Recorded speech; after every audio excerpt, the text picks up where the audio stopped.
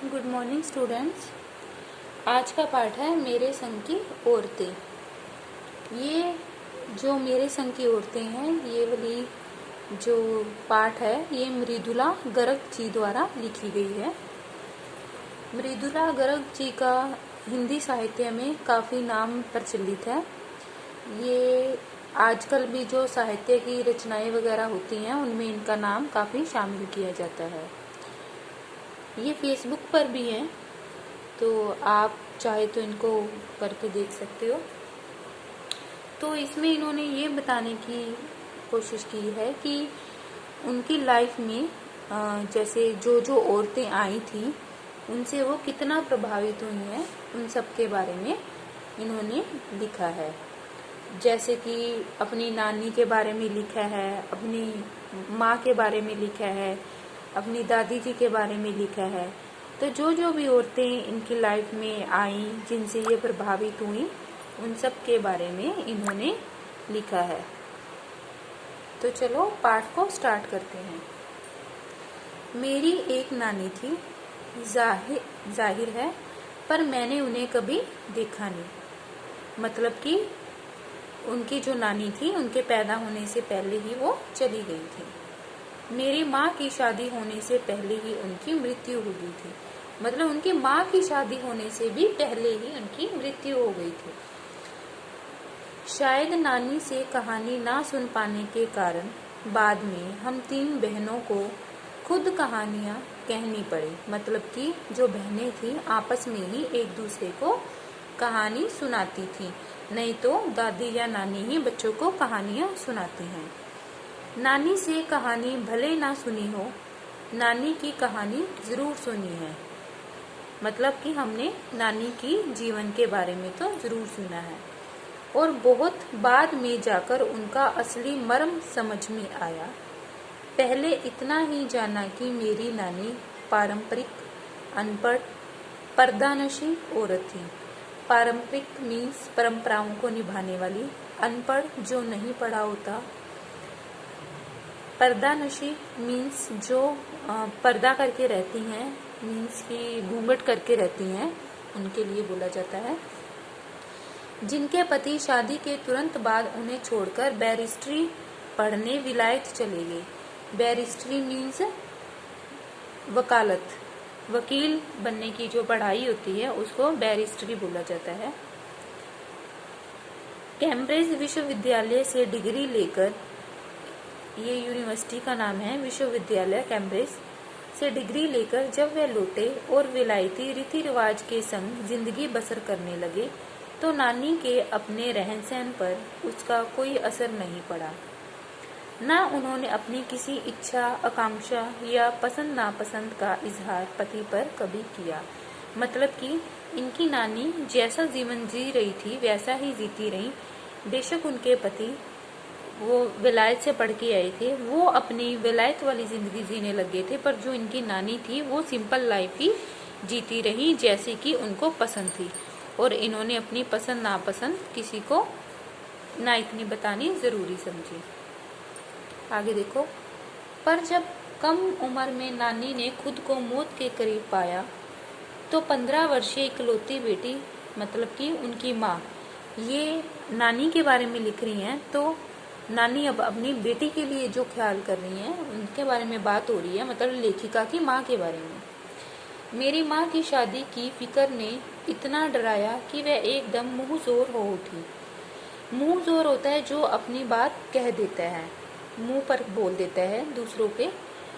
नाना से उन्होंने कहा कि वे पर्दे का लिहाज छोड़कर उनके दोस्त स्वतंत्रता सेनानी प्यारे लाल शर्मा से मिलना चाहती हैं। उनके मतलब नाना के एक दोस्त थे जो स्वतंत्रता सेनानी मीन्स उस टाइम, ये जो रचना है ये 1940 के ऊपर, जैसे जो 1947 की जो आज़ादी की जो लड़ाई लड़ी जा रही थी उसमें उस टाइम की बात बता रहे हैं। तो इसमें उनके जो ये स्वतंत्रता सेनानी मित्र थे प्यारेलाल शर्मा, उनसे मिलना चाहती थी। सब दंग हैरान रह गए। जिस पर्दानशी औरत ने पराये मर्द से क्या खुद अपने मर्द से मुंह खोलकर बात नहीं की, वक्त में अजनबी से क्या कहना चाह सकती है। मतलब सब इसलिए हैरान थे क्योंकि इनकी नानी हमेशा घूंघट में रहती थी, अपनी बात खुल के नहीं कह पाती थी, और जब इनका आखिरी समय आया तो इन्होंने क्यों इच्छा जताई प्यारेलाल शर्मा से मिलने की। सब इस बात से हैरान थे। पर नाना ने वक्त की कमी और मौके की नज़ाकत की लाज रखी। सवाल जवाब में वक्त बर्बाद करने के बजाय फौरन जाकर दोस्त को लिवा आए, मतलब कि फौरन मीन्स उसी वक्त लिवा आए, मतलब उनको बुला लिया और बीवी के हुजूर में पेश कर दिया, और बीवी के सामने पेश कर दिया। अब जो नानी ने कहा वह और भी हैरत अंग्रेज था। मतलब अब जब नानी से बात हुई, जब वो भी एक हैरान करने वाली बात थी। उन्होंने कहा वचन दीजिए, मतलब ये प्यारेलाल शर्मा से कह रही हैं, अपने पति के मित्र से, कि वचन ले रही हैं उनसे। क्या ले रही हैं?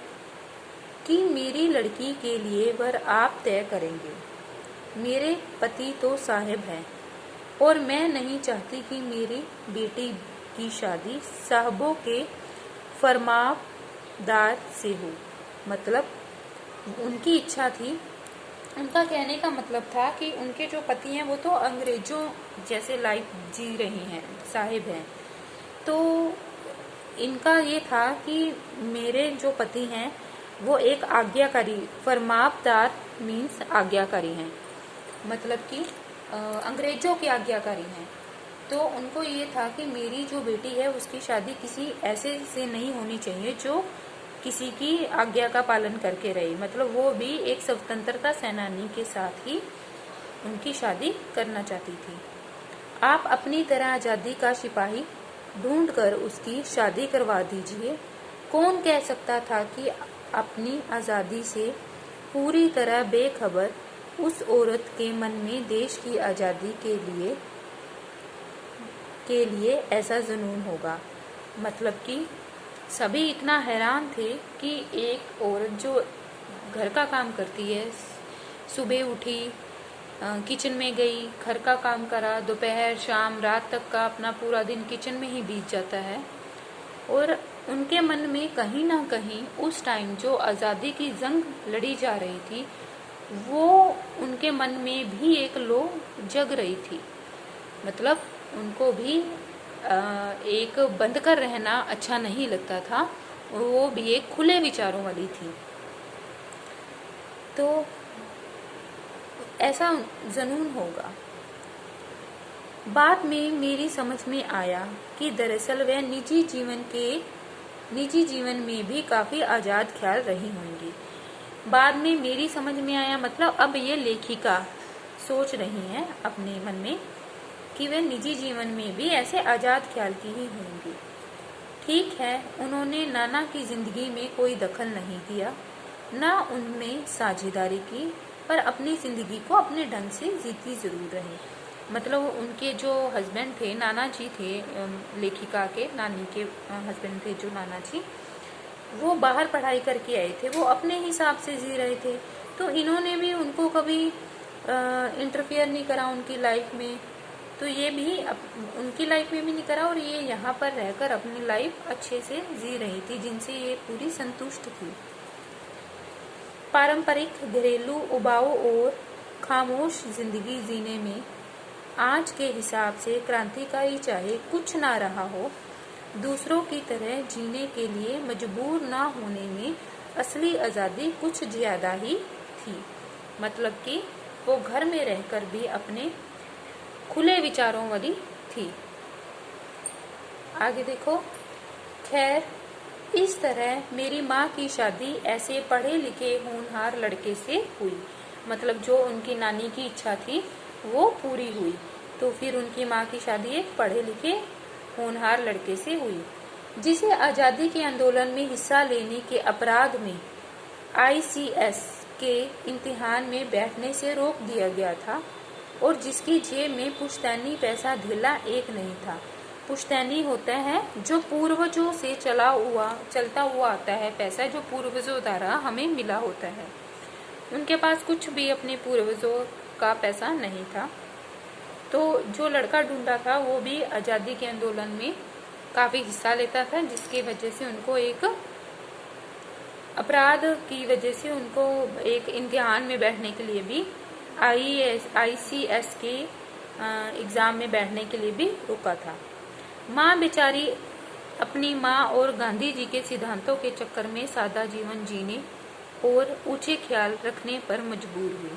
मतलब उनकी माँ गांधी जी के जो सिद्धांत थे, प्रिंसिपल्स थे सिंपल लाइफ जीने के, उन पर चलती गई। हाल उनका यह था कि खादी की साड़ी उन्हें इतनी भारी लगती थी कि कमर चनका खा जाती। मतलब खादी की साड़ी उनको काफ़ी भारी लगती थी।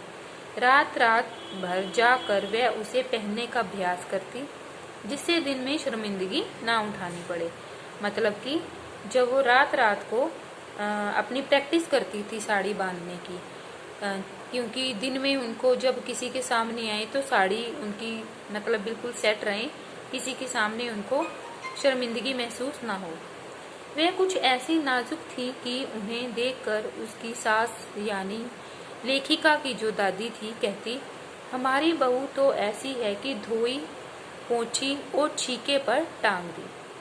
मतलब कि उनके पतलेपन का कह रही हैं कि वो कितनी पतली थी। इस बात से पता चल रहा है कि वो कितनी पतली थी। गनीमत यही थी कि किसी ने उन्हें छीके पर से उतारने की पेशकश नहीं की। मतलब कि उनकी जो माँ थी जैसा जीवन जी रही थी वैसा ही जीती रही, किसी ने उनके लाइफ में भी इंटरफेयर नहीं किया। क्यों नहीं की? अब क्यों इंटरफेयर नहीं किया अब वो बता रहे हैं। उसकी 2 वजह थी।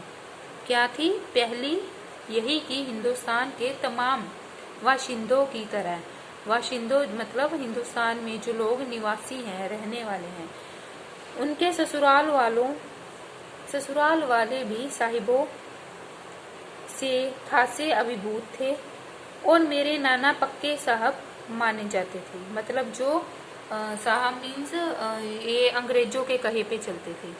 बस जात से वह हिंदुस्तानी थे, बाकी चेहरे मोहरे रंग ढंग पढ़ाई लिखाई सब में अंग्रेज थे। मजे की बात यह ही थी कि हमारे देश में आज़ादी की जंग लड़ने वाले ही अंग्रेज के सबसे बड़े पथसंगत थे।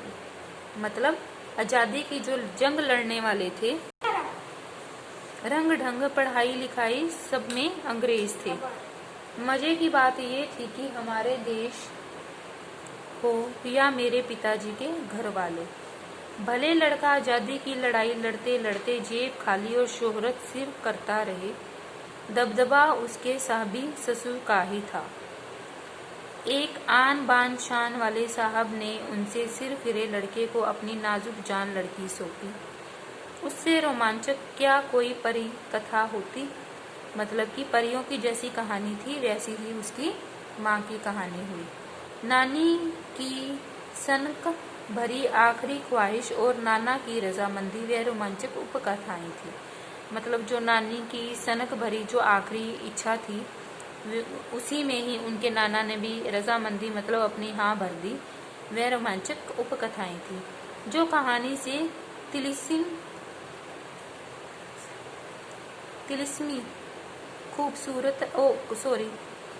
तिलिस्मी को और गाढ़ा बना दिया। मतलब जादू को और गाढ़ा बना दिया। दूसरी वजह माँ की अपनी शख्सियत थी। उनमें खूबसूरती, नज़ाकत, गैर दुनियादारी के साथ ईमानदारी और निष्पक्षता कुछ इस तरह घुली थी कि वे परिजात से कम जादुई नहीं मालूम होती थी। मतलब कि इनकी माँ के स्वभाव के बारे में बताया गया है कि वो कितने अच्छे स्वभाव की थी, कि वो भी एक परी के जैसे ही मालूम पड़ती थी। उनसे ठोस काम करवाने की कोई सोच भी नहीं सकता था। हाँ, हर ठोस और हवाई काम के लिए उनकी जुबानी राय जरूर मांगी जाती थी और पत्थर की लकीर की तरह निभाई भी जाती थी। मतलब कि जो भी काम था वो अपनी घर से में काम चाहे उनकी माँ कम करती थी। मतलब घर में कोई काम होता था तो उनकी माँ की राय ली जाती थी और जो भी उनकी माँ कह देती थी उस पर ही हो जाता था कि यही काम होएगा, वो बात पत्थर की लकीर हो जाती थी। तो इसके आगे की हम नेक्स्ट वीडियो में करेंगे। Okay, thank you.